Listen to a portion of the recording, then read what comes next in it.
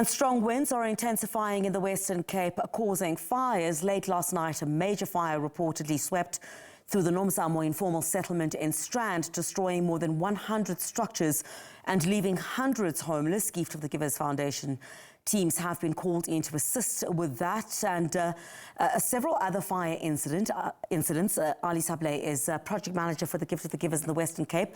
Ali, great to speak to you once again this morning. What is the latest regarding the kind of assistance that those that have been affected need on the ground? Thank you, Griselda. Emotions are currently very high at the Nomzamo informal settlement as the pathology vans pull up to remove that person that has burned beyond recognition. We do know in this current fire that occurred late last night in the early hours of this morning, one person has passed on, 3 people are hospitalized. The emotions are high as the pathology team try to remove the body and take it away.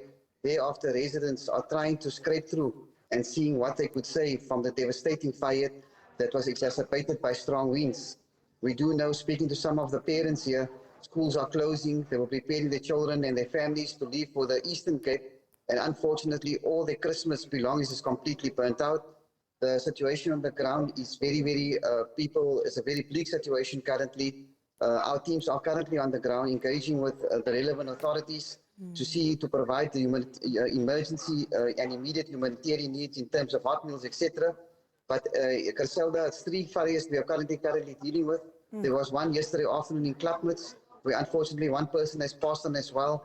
There's one in Guguletu, where 80 people have been left displaced. But the one we're currently in Nomzamo, it's a major fire, over 100 structures completely burnt out. The exact numbers of people is not known yet, as families are still trying to save and to see what they could save of the fire that has destroyed everything. Yeah, Ali, you talk about one death, one person is trapped. Do we know how many people are still unaccounted for at this stage? Speaking to some of the community leaders here on the ground currently,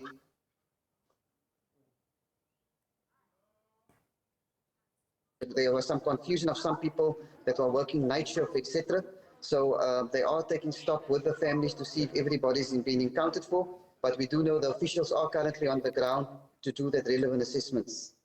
What is it that you're dealing with in terms of the immediate needs of these people? Obviously, it's going to be a very bleak Christmas if there isn't some intervention that's going to take place. Some of them, as you indicated, preparing to go to their different homes in other areas of the country. So what are the immediate needs of these people at the moment, which you are providing? You know, Griselda, when we pulled up here, yes, hundreds of children, when we pulled up here, they all informed us how hungry they are. Our first thing is to provide each one with hot meal. There's clean drinking water, bottled water, as all the water pipes have burnt out as well. Then we will do the other relevant assistance in terms of blankets, etc. Then we were one mother just informed us how a Stockveld just paid out for the Christmas as she was leaving for the Eastern Cape. That is completely burnt out. We do understand how high the emotions are currently, but at all the fire sites, we were providing each them with hot meals and clean drinking water. There afterwards, we will be assisting them with other humanitarian needs in terms of blankets, etc. And at the end, we will be searching for some direction. If some of the people are still leaving, one mother informed us all her personal documents have burnt out. Just worry about, getting the grants, etc. We're providing each of the affected families with a food hamper, so at least over the festive period, they can have something to eat. But we are still engaging with community leaders just to get the exact number of people affected. As we do know, it's been a very busy year for Gift of the Givers in terms of the fire-related incidents in Cape Town. With this current disasters, over 80 fire-related incidents we've responded this year. That's close to 10 fires a month. And over the last week, it was about 7 fires we've attended, but this is a major one. Hundreds of structures burnt out, total carnage, and emotions are currently very high, as community members informed us, as when the strong winds came, how intense those fires were.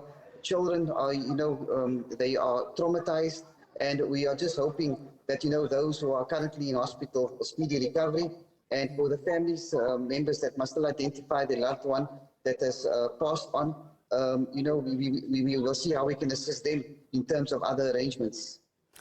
Ali, in incidences like this, you spoke about the personal documents of one of the affected family members that has been completely destroyed. I guess in an instance like this, then it's going to have to be a multi-pronged approach. The Department of Home Affairs and other departments as well that need to ensure, because even if you're going to the Eastern Cape and you're getting on the bus, you will need to produce some form of documentation in order to leave.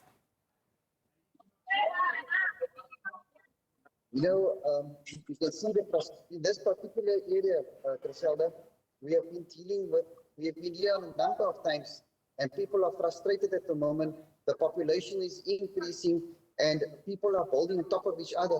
You know, all credit due to the firefighters who, in difficult circumstances, are trying their utmost to put out these fires. But with the population increasing and with no promise of direction in terms of permanent housing, one Gogo explaining to us also how tired she is year after year. This is probably the 7th fire she is currently going through. So we hope the authorities take stock as to our people's emotions. Lives are being lost, which could have been prevented in terms of people having proper accommodation. Children are traumatized. We are finding children, they are growing in an abnormal society where they are coming accustomed to when the streams come for them to accommodate and for them to evacuate in terms of fires approaching. So we are hopefully the authorities can give these people a dignified accommodation where, you know, they can have children grow up in a proper environment. Elderly people are finding it more difficult to escape this kind of disasters. So we hope authorities take track, but our teams are on standby for the current fire season, as we call it, and we find in the areas we are working in is mostly the fires we attend on numerous occasions in these informal settlements. And Ali, do we know where they will be accommodated? Is the provincial government there looking to accommodate some of the affected families at least somewhere until there is word on where they can be moved to on a permanent basis?